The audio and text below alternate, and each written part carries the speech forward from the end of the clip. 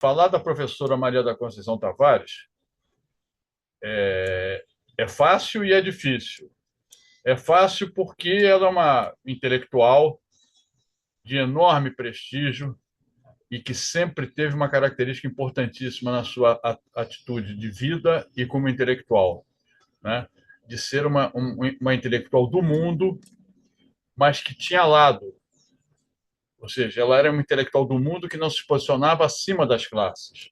Ela tinha uma posição, sempre teve, de trabalho intelectual, trabalho acadêmico, trabalho político, e na Conceição é difícil separar todas essas facetas do, do que ela achava do mundo, da justiça social e defesa dos, das classes menos favorecidas.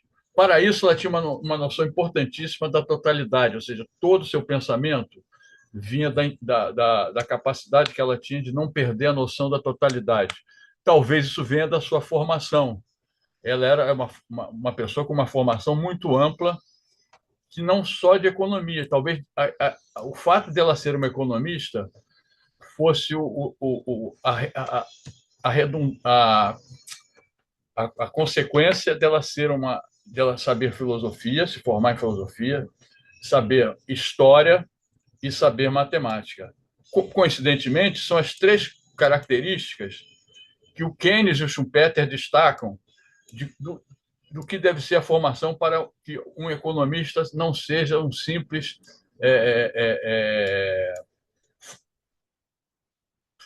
elaborador de modelos abstratos que não têm a ver com a realidade.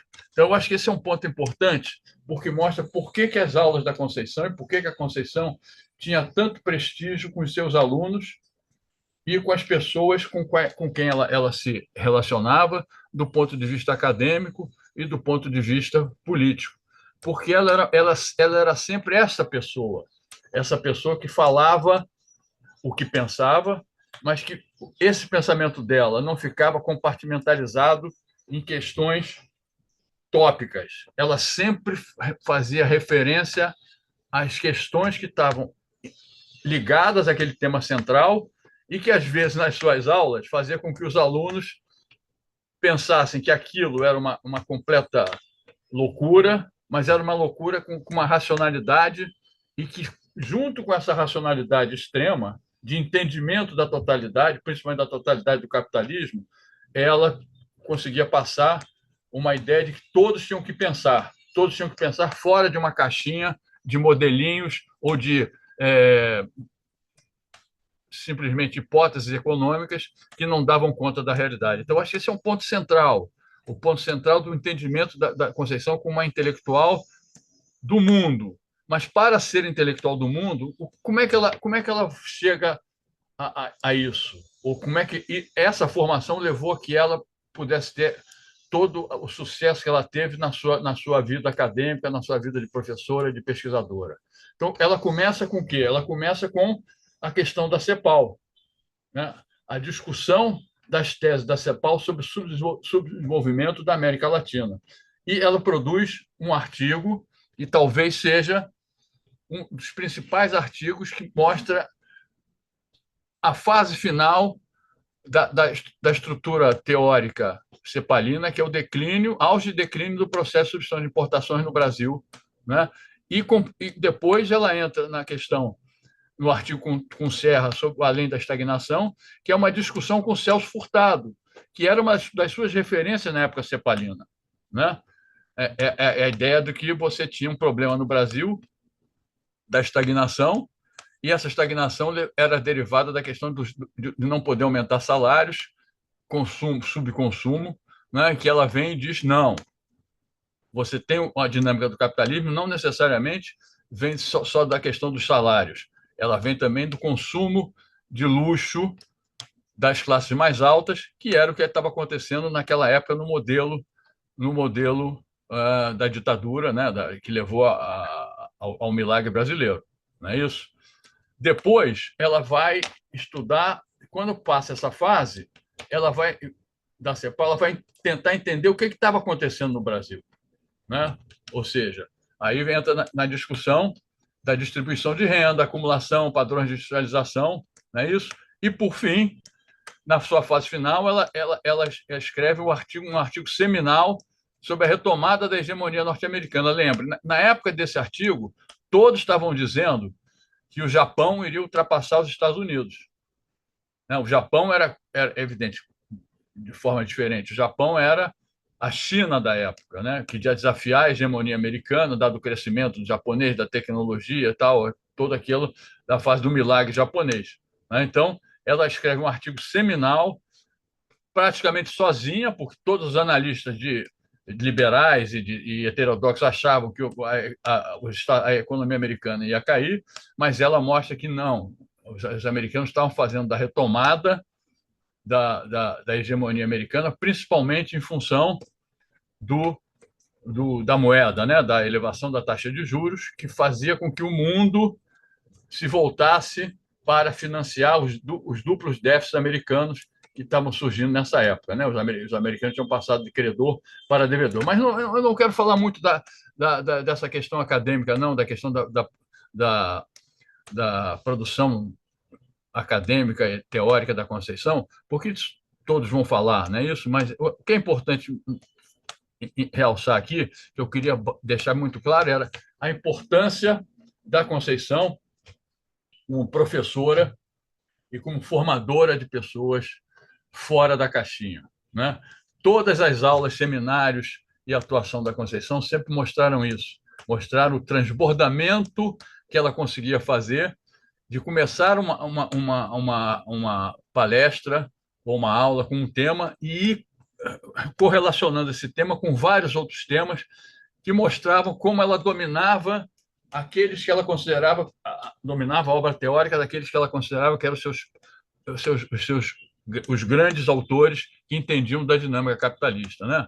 Marx, Keynes e Schumpeter. Depois Hayek, né?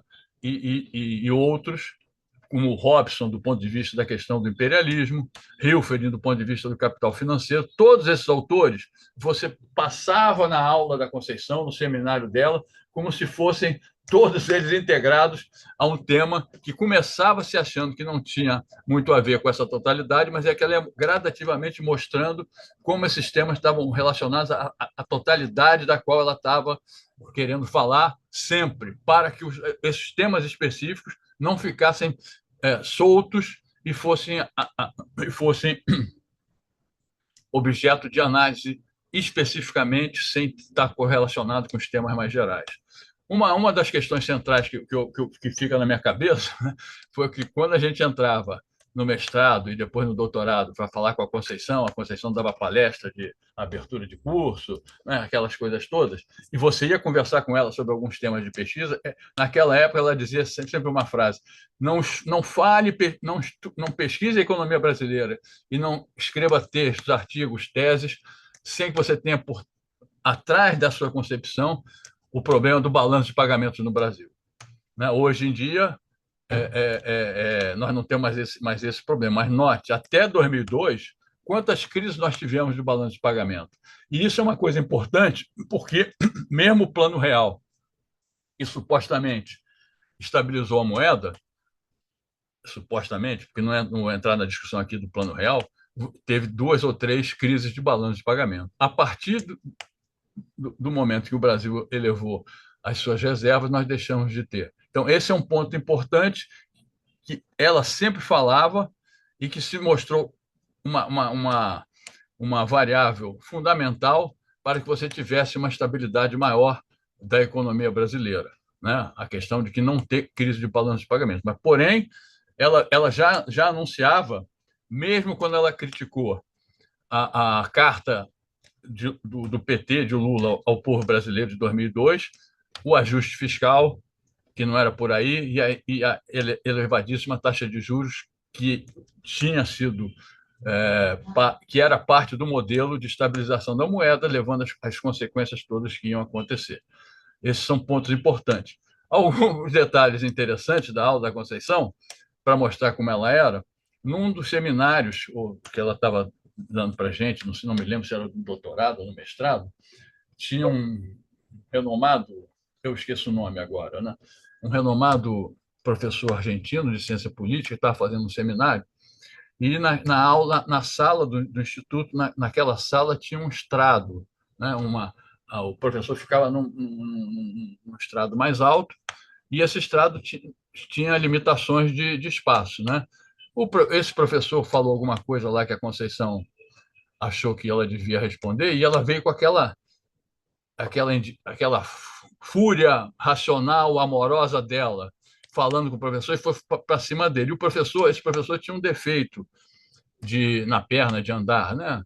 E o professor foi recuando, recuando, recuando, até que chegou um ponto, todo mundo já estava apreensivo na sala, alguns já estavam quase levantando para segurar o professor. Quando ela viu que ela para e volta atrás e senta e diz: muito obrigado pela sua contribuição e tudo mais. Ou seja, essa generosidade também da Conceição, não só com os seus colegas de trabalho, mas como os alunos, era de fundamental importância para que a gente pudesse desenvolver os trabalhos que ela nos informava, né?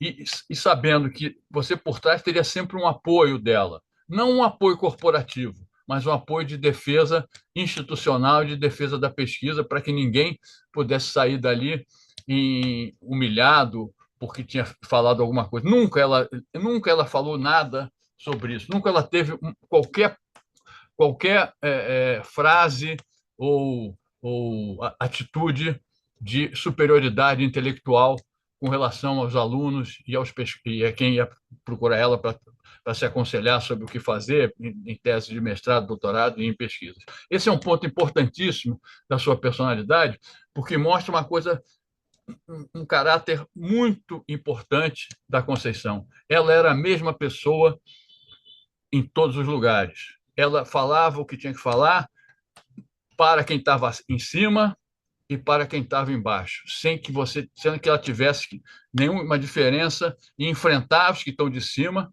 e auxiliar os que estão de baixo. Ela não era covarde, nunca passou na cabeça da Conceição o espectro da covardia.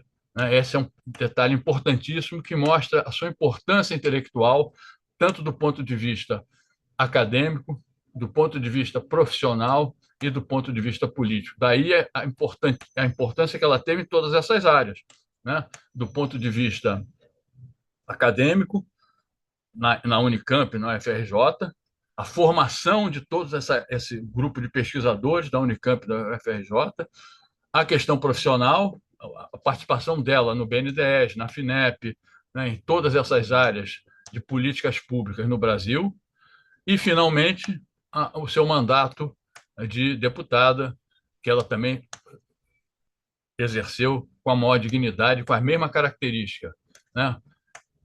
Pau em cima e defesa dos que estão embaixo. Então, esse meu relato, esse meu depoimento sobre a Conceição é para mostrar a importância que ela tem de a gente manter a tradição da Conceição, a tradição intelectual da Conceição, de ser uma intelectual que tem lado. Isso não quer dizer que você seja fundamentalista, nem que você seja sectário, mas que você tem que ter lado do ponto de vista daqueles que no capitalismo são oprimidos e têm menor capacidade de se expressar, para que a gente possa ir em busca, junto com ela, que ela vai estar sempre presente, de uma sociedade mais justa, de justiça social, e como ela dizia, né, que não faz mal a gente pensar que um dia o socialismo vai voltar.